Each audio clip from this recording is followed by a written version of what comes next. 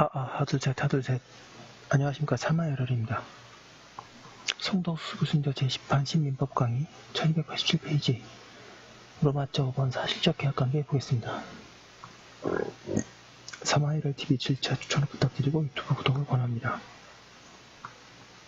사실적 계약관계 1번의 서설.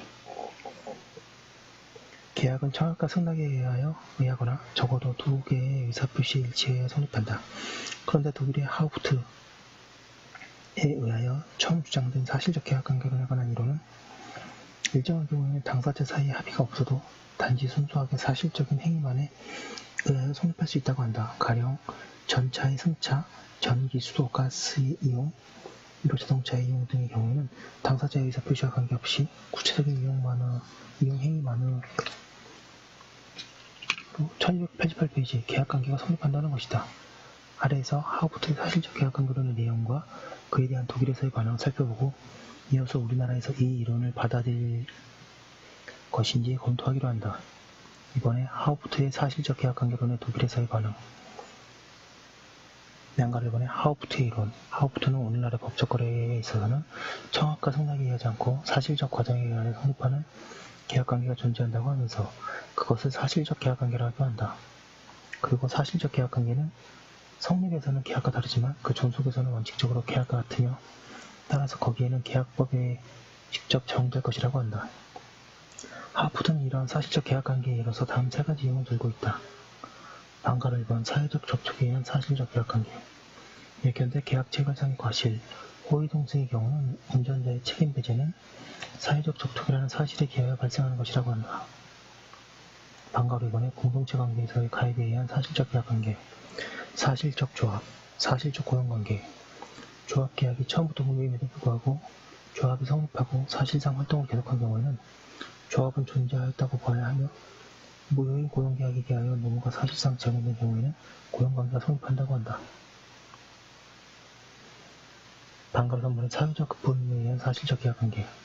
전차, 버스 등의 대중교통기관의 이용, 전기, 수도, 가스의 공급, 유로 주차장의 이용과 같은 생활 필수적인 생존 배려의 영역의 대량적 거래에 있어서는 급부의 이용관계의 내용이 미리 약관의 형식으로 확정되어 있고 따라서 당사자가 합의할 대상이 없으며 그 경우의 급부의 이용관계는 급부 제공자는 기업의 사실상의 제공과 급부 이용자의 사실상 이용이라는 사실적 과정에 의하여 성립한다고 주장한다.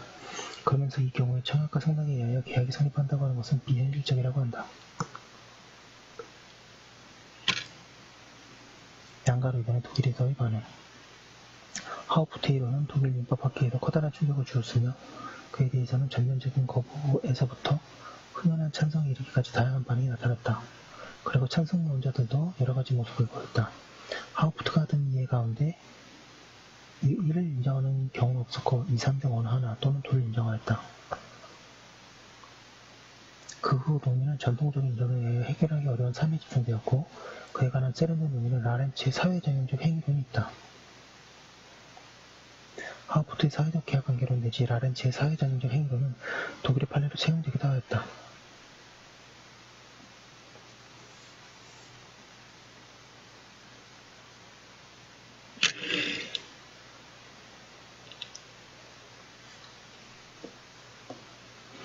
그런데 근래에는 대다수 학자가 이 이론을 반대한다. 1289페이지 양가로 3번 반대론자의 주장. 하우프트가 들고 있는 경우들을 반대론자들은 어떻게 해결하는가? 방가로 1번의 유형은 종전의 논의가 타당하다는 견지가 있다. 방가로 1번의 유형에 대해서 학자에 따라서 입법자가 계속적 채권관계의 특징을 보지 못했다는 이유, 신뢰보호 또는 제한능력자 보호를 이유로 장래에 향하여서만 계약관계 해설을 인정한다. 3의 유형에 대해서는 먼저 전차에 승차하여 이용하는 경우는 생존 배려의 급부관계가 정상적으로 성립하는 데에는 급부의 이용이 속에 승낙의 의사표시를 인정하고 그런 행위에 의하여 계약이 성립한다고 하며 주차장 사건에서와 같이 급부 이용자가 명시적으로 급부의 대가 지급을 거절한 경우는 행위와 모순되는 이의 불고려를 의하여 이의는 무효로 된다고 한다. 3번은 우리 민법에 있어서의 사실적 계약관계론의 인정 여부. 양가를 관한 위약설, 사실적 사회관계론을 우리 민법에서 인정할 것인가에 관해서 긍정설과 부정설의 견해에 나눠져 있다.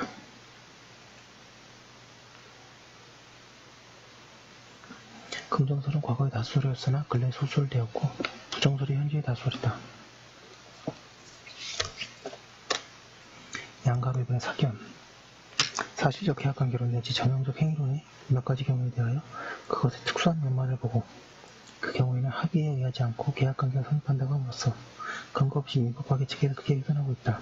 나아가 제한 능력을 이유로 그 계약을 취소할 수 없다고 하여 제한 능력자 보호 취지를 살리지 못하고 또한 무효 승차와 같은 경우에도 정상적인 계약을 성립을 인정하는 어리석음을 범하고 있다. 그런가 하면 전통적인 이론이 문제되는 경우를 해결하지 못하는 것도 아니다.